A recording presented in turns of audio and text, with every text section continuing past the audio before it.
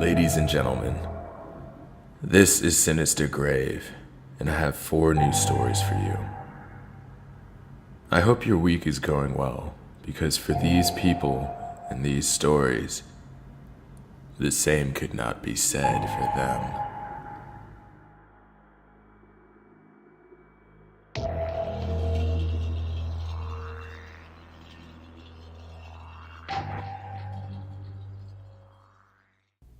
About 5 years ago, I lived downtown in a major city in the US. I've always been a night person, so I would often find myself bored after my roommate, who was decidedly not a night person, went to sleep. To pass the time, I used to go out for long walks and spend the time thinking. I spent 4 years like that, walking alone at night, and never once had a reason to feel afraid. I always used to joke with my roommate that even the drug dealers in the city were polite. But all of that changed in just a few minutes of one evening. It was a Wednesday, somewhere between 1 and 2 in the morning, and I was walking near a police-patrolled park quite a ways from my apartment. It was a quiet night, even for a weeknight, with very little traffic and almost no one on foot. The park was, as it was most nights, completely empty. I turned down a short side street in order to loop back to my apartment when I first noticed him. At the far end of the street on my side was the silhouette of a man dancing. It was a strange dance, similar to the waltz, but he finished each box with an odd forward stride. I guess you can say he was dance walking, headed straight for me. Deciding he was probably drunk, I stepped as close as I could to the road to give him the majority of the sidewalk to pass me. The closer he got, the more I realized how gracefully he was moving. He was very tall and lanky, and wearing an old suit. He danced closer still, until I could make out his face. His eyes were wide open, wild, head tilted back slightly, looking off at the sky. His mouth was formed in a painfully wide cartoon smile. Between the eyes and the smile, I decided to cross the street before he could dance any closer. I took my eyes off of him to cross the empty street. As I reached the other side, I glanced back, and then stopped dead in my tracks. He had stopped dancing and was standing on one foot in the street, perfectly parallel to me. He was facing me, but still looking skyward, the smile still wide open on his lips. I was completely and utterly unnerved by this. I started walking again, but I kept my eyes on the man. He didn't move.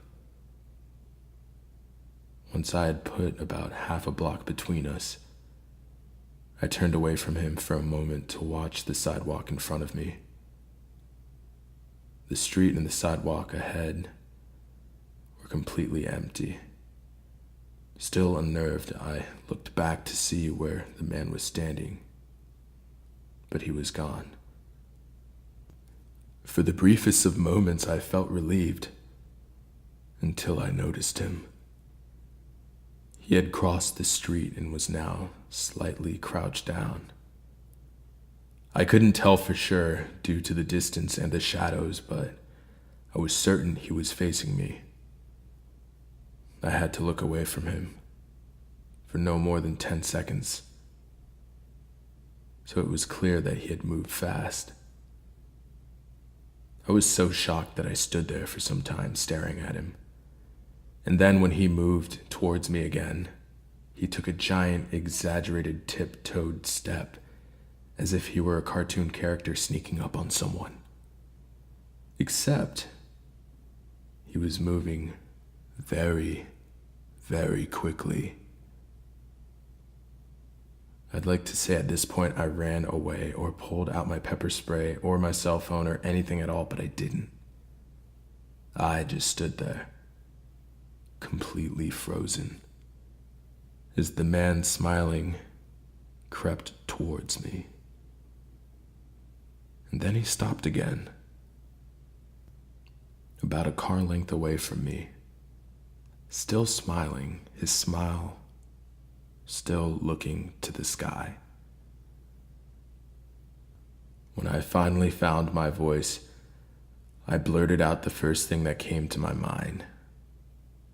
What I meant to ask was, "What the fuck do you want?" in an angry, commanding tone. But what came out was a whimper. "What the fuck?" Regardless of whether or not humans can smell fear, they can certainly hear it. I heard it in my own voice, and that only made me more afraid. But he didn't react to that at all. He just stood there, smiling. And then, after what felt like forever, he turned around, very slowly, and started dance walking away.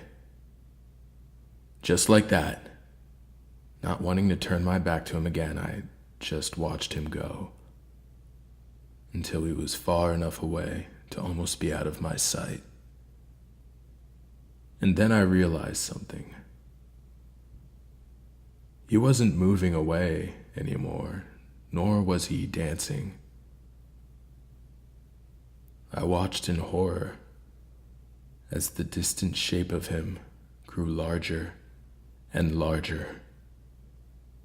He was coming back my way, and this time he was running. I ran until I was off the side of the road and back into a better lit road with sparse traffic. Looking behind me, he was nowhere to be found. The rest of the way home, I kept glancing over my shoulder, always expecting to see some stupid smile of his, but he was never there. I lived in that city for 6 months after that night, and I never went out for another walk. There was something about his face that always haunted me. He didn't look drunk. He didn't even look high. He looked completely and utterly insane. And that is a very, very scary thing to see.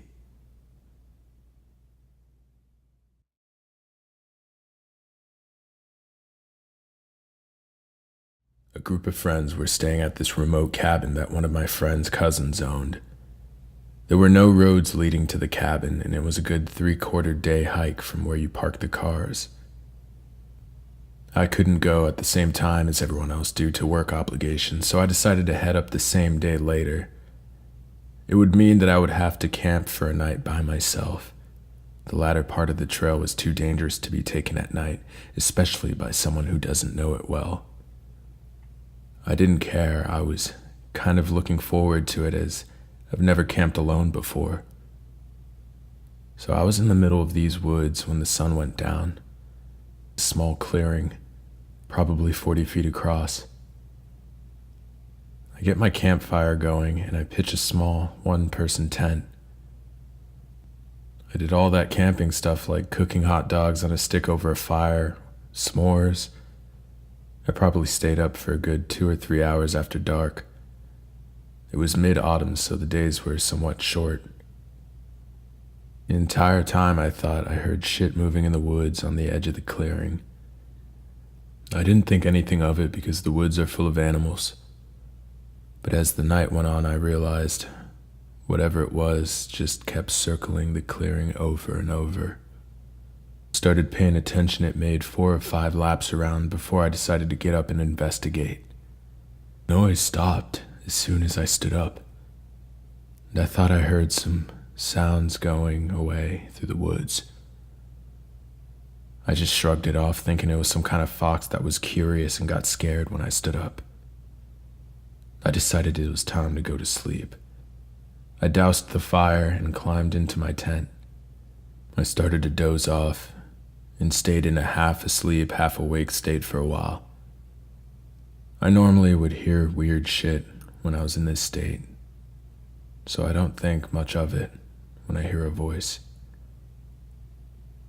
Something wakes me up, all the way up, and I realize the voice is real and right outside of my tent.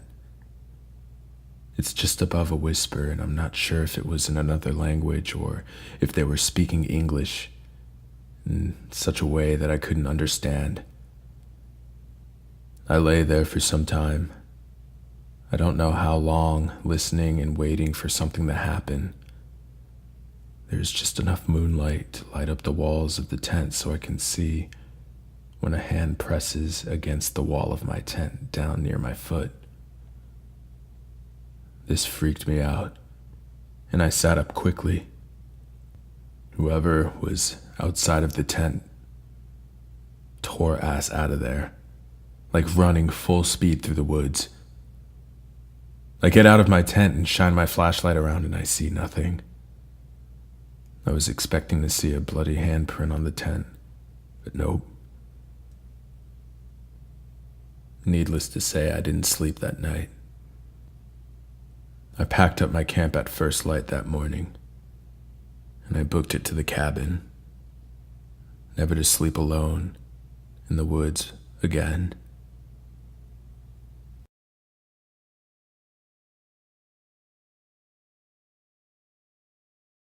My parents bought their first house back in 1972.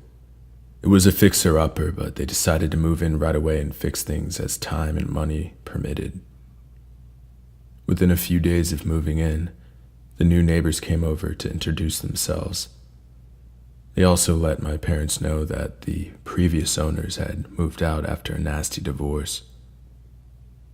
They had lost their second baby from SIDS, and their relationship went downhill from there.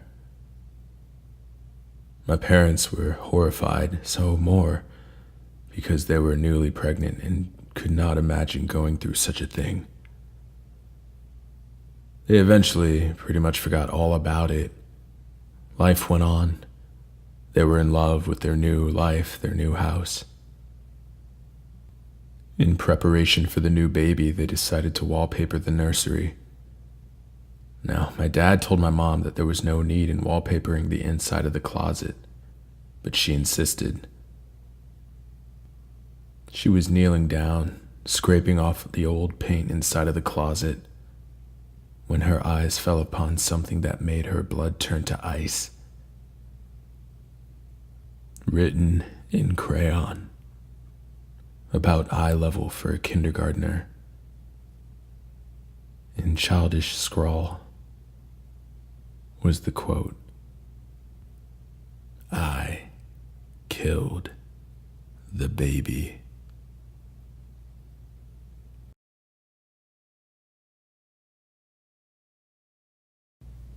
One of the scariest things I've ever heard was when I worked in retail.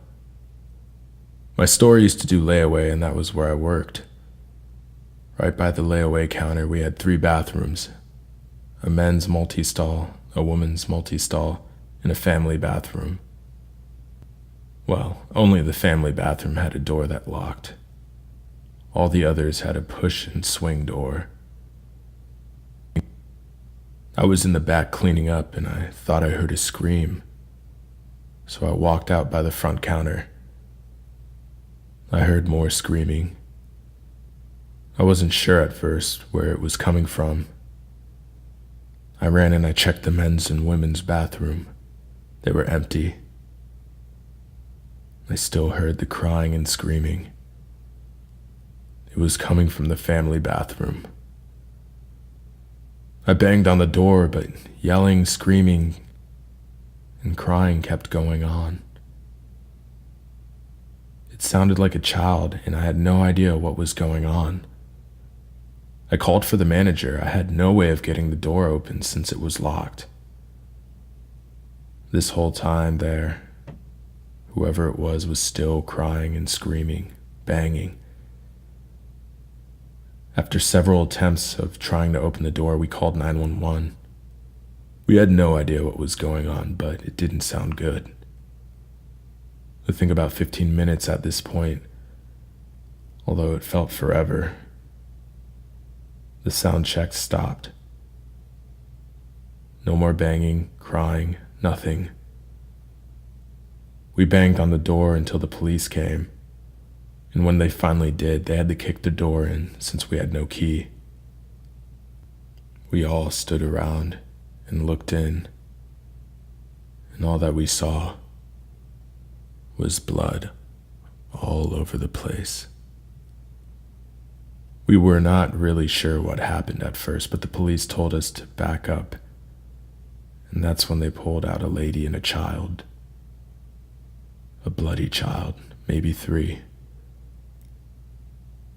We all just stood there in shock. The child was not moving. We thought he was dead because of all the blood. They took the lady away in handcuffs and the child to the hospital. We all had to give statements. Later, my manager told me what happened. Apparently, she just snapped because he couldn't stop crying, and she just had about enough. And whatever she could do, she did to make him stop. The child did live. I was sure he was dead, but he wasn't. She just knocked him out from hitting him so hard.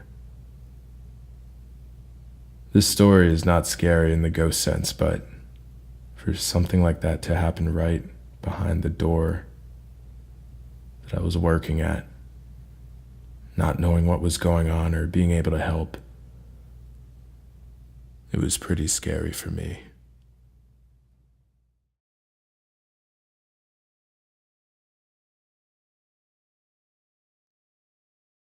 Thank you for watching my video. Like and subscribe to my channel if you want to listen to more Sinister Grave narrations.